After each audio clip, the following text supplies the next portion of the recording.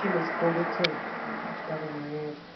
And she was extraordinary. God, I thought she was great. I'd never heard her until like a year before that. I didn't know about Judy Garland, even though she was so famous. I didn't know her, except from The Wizard of Oz. Yeah. And then one day I walked into they happened to be recording her live in a studio on 30th Street, and I thought, holy mackerel, this woman is fantastic. So it was a great thrill to work with her, and she was a doll. We just had this instant soul connection. And you said you felt her hand shaking when you held hands during that sequence, but you didn't at the time understand why. No, I didn't understand what frightened her. I mean, here I was coming up, you know, I mean, nothing to lose, feeling all full of myself, you know, like, wait till they see me. Well, and I thought, isn't it? well, I don't know, I don't like that word, chutzpah.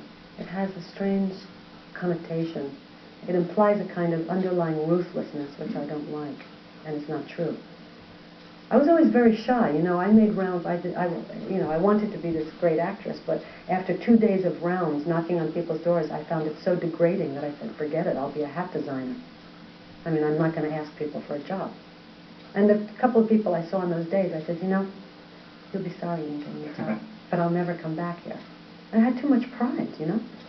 So I don't know what you mean by chutzpah, but... well, just confidence is what I meant. Confidence, yeah. I always had enormous confidence and enormous lack of self-esteem.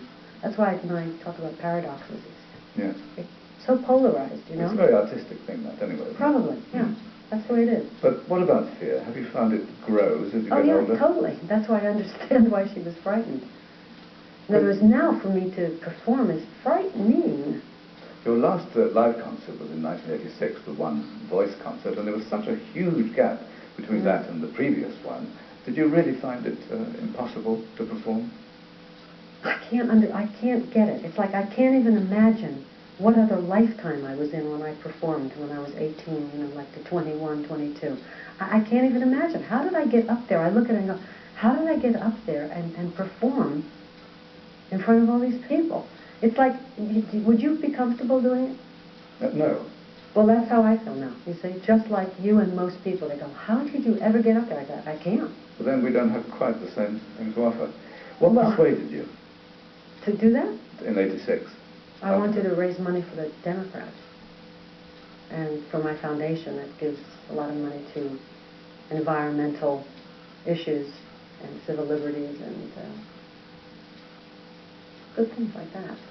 You always had a very strong following amongst gay people, and they've been very loyal to you, always.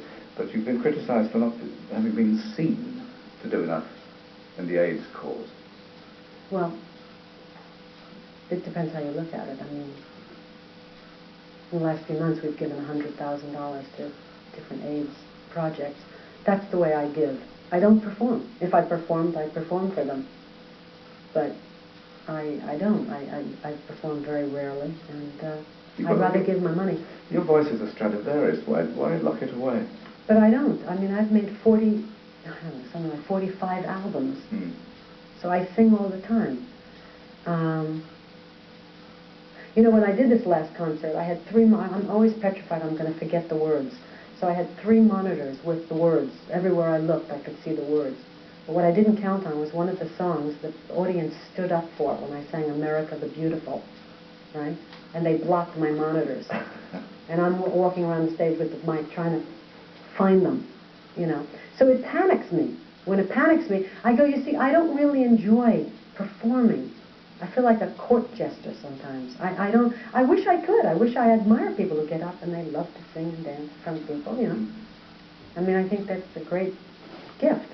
I just don't have it now. There are no plans then to perform live? Well, I mean, I'm thinking about it because, as I said, I like to take risks and I like having new challenges, and it scares me, and so I like to go through the fear, and maybe I can do it. I'm actually thinking about it. For the last 5 years, I wouldn't even have thought about it.